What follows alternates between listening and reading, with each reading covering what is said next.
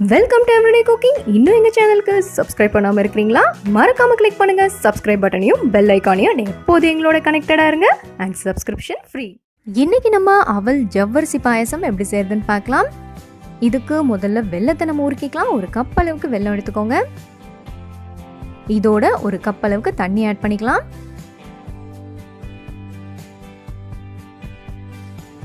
வெல்லம் நல்லா உருகிற வரைக்கும் மட்டும் இது அடுப்பில் இருந்தால் போதும். இதோ நல்லா உருகிருச்சு. இதை ஆஃப் பண்ணி ஒரு பக்கம் எடுத்து வச்சுக்கலாம். அடுத்ததாக ஜவ்வரிசியை நம்ம வேக வைக்க போகிறோம். அரை கப் அளவுக்கு நான் ஜவ்வரிசி எடுத்துருக்கேன். இதோட ஒரு கப் அளவுக்கு தண்ணி ஆட் பண்ணிக்கோங்க. ஜவ்வரிசி வேகிறதுக்கு எப்படியும் ஒரு 5-10 நிமிஷம் ஆகும். 10 நிமிஷத்துக்கு அப்புறமும் ஒன்று எடுத்து நசுக்கி பாருங்க வெந்துருச்சா வேகலையான்னு. இதோ இது சூப்பராக வெந்துருச்சு. இப்போ இதை வடிகட்டிடலாம். இந்த மாதிரி வடிகட்டிட்டு நல்லா சில்லான வாட்டரில் கழுவுங்க. நல்லா உதிரியான ஜவ்வரிசி உங்களுக்கு கிடைக்கும். ஜவ்வரிசியை நீங்கள் வடிகட்டாமல் கூட யூஸ் பண்ணலாம். பட் ரொம்ப கொலன்னு ஒட்டிகிட்டு இருக்கும். அதுக்காக தான் இந்த மாதிரி கழுவுறது. இதோ இது ரெடி ஆயிடுச்சு. இது ஒரு பக்கம் இருக்கட்டும். அடுத்ததாக கொஞ்சமாக நெய் பேனில் விடுங்க. இதில் ஒரு 10-15 முந்திரி பருப்பு,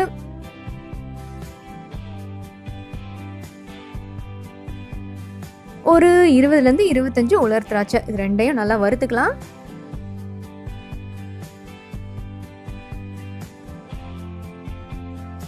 பருப்பு சூப்பராக வறுபட்டுருச்சு. அண்ட் திராட்சையும் நல்லா புஸ்துன்னு ஆயிடுச்சு. இதை வெளியெடுத்தலாம். இது ஒரு பக்கம் எடுத்து வச்சுக்கோங்க. அடுத்ததான் மிச்சம் இருக்கிற நெய்யில் ஒரு அரை கப் அளவுக்கு அவலை வறுத்துடுங்க. வேக வைக்கும் போது ரொம்ப குழஞ்சிடக்கூடாது. அதுக்காக தான் லைட்டாக வறுத்துக்கிறோம். ஸோ ஒரு 2 நிமிஷம் வறுத்தா போதும். அதுக்கப்புறமா நம்ம உருக்கி வச்சிருக்கிற அந்த வெல்லத்தை வடிகட்டி சேர்த்துக்கலாம்.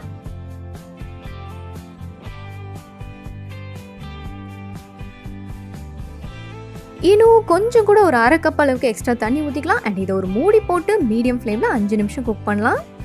இதோ சூப்பராக வெந்துருச்சு. இன்னும் கொஞ்சம் கூட லைட்டாக வத்தட்டும். பர்ஃபெக்டாக இருக்கு. இந்த ஸ்டேஜில் நம்ம குக் பண்ணி வச்சிருக்கிற அந்த ஜவ்வரிசியை இதோட சேர்த்தலாம். எல்லாத்தையும் நல்லா கலந்து விடுங்க.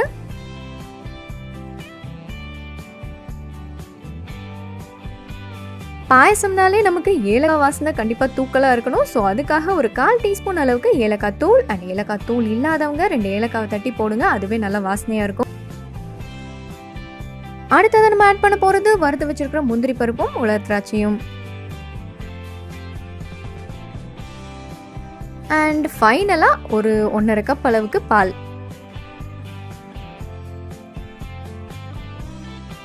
இதுக்கப்புறம் இது ஒரு 2 நிமிஷம் அடுப்பில் இருந்தால் போதும். இங்கே பாயசம் சூப்பராக ரெடி ஆயிடுச்சு. அண்ட் பாயசம் கெட்டியாக இருக்கிறதும் தண்ணியாக இருக்கிறதும் நீங்கள் எவ்வளோ பால் ஊற்றுறீங்க அப்படிங்கிறத பொறுத்து தான்.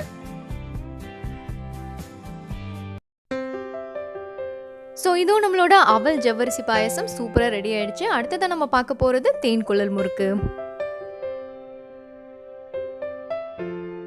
இங்கே நான் 2 கப் அரிசி மாவு யூஸ் பண்ண போகிறேன். அதனால 2 கப் அரிசி மாவுக்கு அரை கப் உளுந்து. இதை நல்லா வறுத்தெடுத்துக்கலாம்.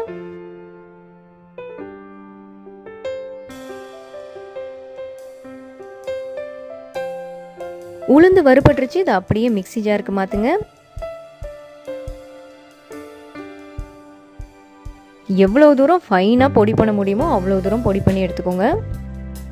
கொஞ்சம் கரகரப்பாக இருந்தால் கூட முறுக்கு அவ்வளோவா நல்லா வராது. அதனால இதை ஒரு தடவை சலிச்சுக்கவும் போகிறோம். உளுந்து பொடியை போட்டாச்சு. இதோட நம்ம பொட்டுக்கடலை பொடியும் சேர்த்துடலாம். பொட்டுக்கடலை பொடிக்கு ஒரு 1/4 கப் பொரிக்கடலை எடுத்துக்கோங்க. இதையும் நல்லா பவுடர் பண்ணிவிட்டு அந்த உளுந்து பொடியோடு சேர்த்துருங்க.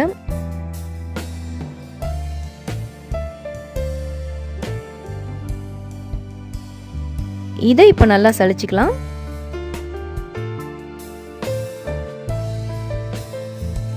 இதுவும் நம்மளுக்கு நல்ல ஃபைன் பவுடராக கிடச்சிருச்சு. இதை இப்போ ஒரு பாத்திரத்துக்கு மாற்றுங்க.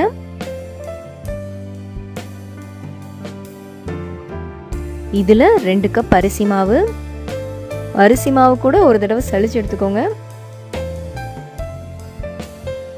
அடுத்ததாக 1/4 டீஸ்பூன் பெருங்காயத்தூள், 1 டீஸ்பூன் எள்ளு, தேவையான அளவு உப்பு, ஒரு 3 பெரிய ஸ்பூன் வெண்ணெய்.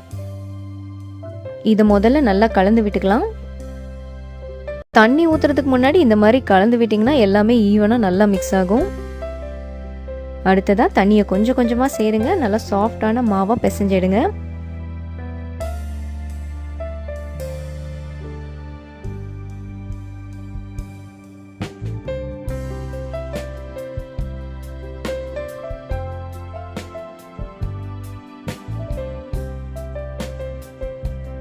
இதோ மாவு ரெடி. இந்த மாதிரி நல்லா சாஃப்டாக இருக்கணும்.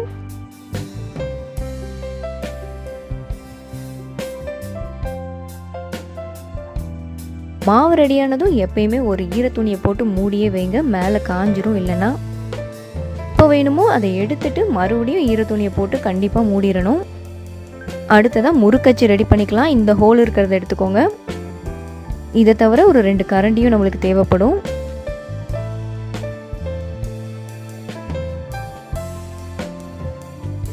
எல்லாத்துலேயும் நல்லா எண்ணெய் தடவிக்கோங்க, அப்போ தான் மாவு ஒட்டாது.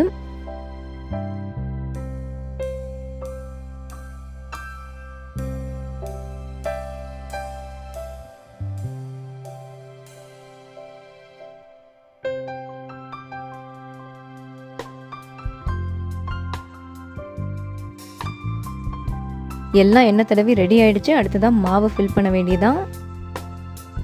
அச்சில் 3/4 மாவு ஃபில் பண்ணுங்க.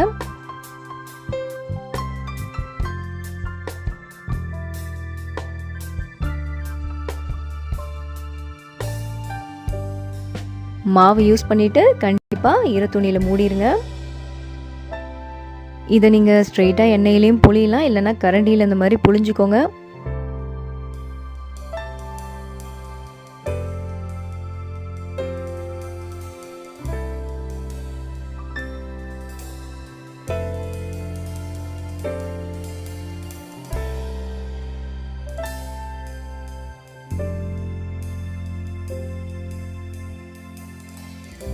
இதோ மாவு புளிஞ்சாச்சு. நல்லா சூடான எண்ணெயில் மீடியம் ஃப்ளேமில் பொரிச்சு எடுக்க போகிறோம். கரண்டியோட அப்படியே எண்ணெயில் ஒரு 2-3 செகண்ட் வைங்க, தானாகவே அது பிரிஞ்சு வந்துடும்.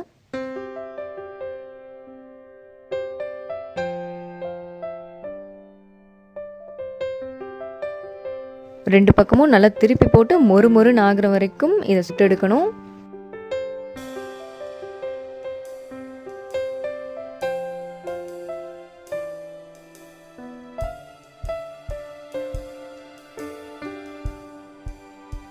இது ஆல்மோஸ்ட் ரெடி ஆயிடுச்சு. இதை ஓரமாக வச்சுட்டு இன்னொரு செட்டு கூட போட்டுடலாம்.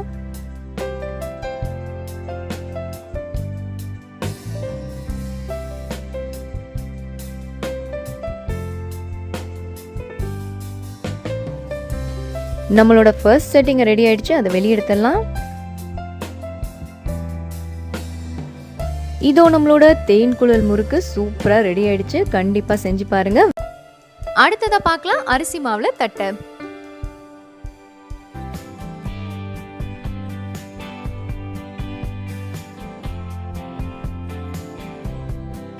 இதுக்கு முதல்ல பொட்டுக்கடலையை பொடி பண்ணிக்கலாம். ஒரு 1/4 கப் அளவுக்கு பொரிகடலை எடுத்துக்கோங்க. நல்லா அரைச்சிருங்க. இதுவும் நல்லா பவுடரை அரைச்சாச்சு. இது ஒரு பக்கம் இருக்கட்டும். அடுத்ததான் நம்ம அரிசி மாவு எடுத்துக்கலாம். ஒரு கப் அளவுக்கு அரிசி மாவு எடுத்துக்கோங்க. இதோட அந்த அரைச்சி வச்சிருக்கிற பொட்டுக்கடலை பொடியை ஆட் பண்ணுங்க.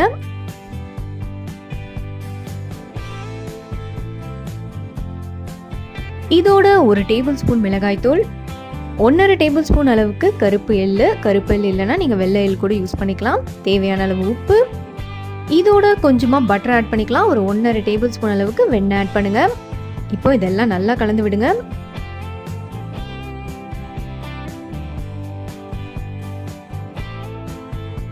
நல்லா கலந்து விட்டாச்சு. இப்போ கொஞ்சம் கொஞ்சமாக தண்ணி ஆட் பண்ணி இதை சப்பாத்தி மாவு மாதிரி பிசைஞ்சுக்க போகிறோம்.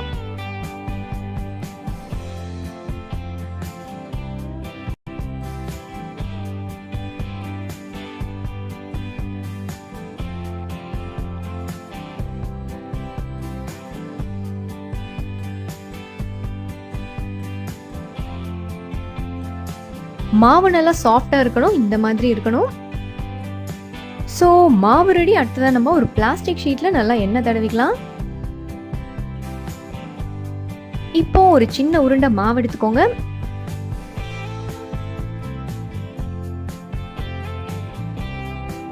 இந்த பிளாஸ்டிக் ஷீட்டுக்கு நடுவில் வச்சு ஒரு வெயிட் வச்சு ப்ரெஸ் பண்ணுங்க. நல்லா தட்டையாக வரும். எவ்வளோ தூரம் உங்களால் ஃப்ளாட்டன் பண்ண முடியுமோ அவ்வளோ தூரம் அழுத்தி ஃப்ளாட்டன் பண்ணிக்கோங்க.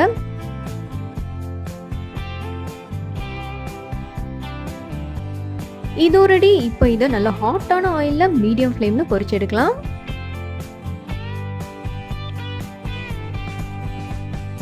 2 பக்கமும் நல்லா திருப்பி போட்டு கோல்டன் ப்ரௌன் ஆகுற வரைக்கும் பொரிச்சிடுங்க.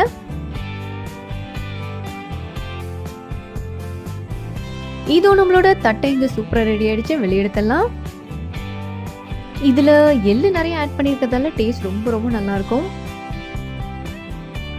நல்ல கிறிஸ்பியாவும் இருக்கும். கண்டிப்பா ட்ரை பண்ணி பாருங்க. வேறொரு இன்ட்ரெஸ்டிங்கான ரெசிபியோட உங்களை சந்திக்கிறோம். எங்க வீடியோஸ் எல்லாம் பிடிச்சிருந்தா லைக் பண்ணுங்க, ஷேர் பண்ணுங்க, கமெண்ட் பண்ணுங்க, அண்ட் மறக்காம எங்க சேனலுக்கு சப்ஸ்கிரைப் பண்ணுங்க.